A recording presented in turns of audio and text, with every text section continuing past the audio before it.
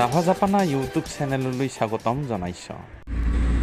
গুৱাহাটীত কাম এটালৈ আহি হাতত কিছু আজৰি সময় ওলাল তো টাইম পাছ কৰিবলৈ বুলি আমি তিনিজনীয়া বন্ধুবোৰ গৈ ৰাজ্যিক চিৰিয়াখানা গৈ ওলালোঁ।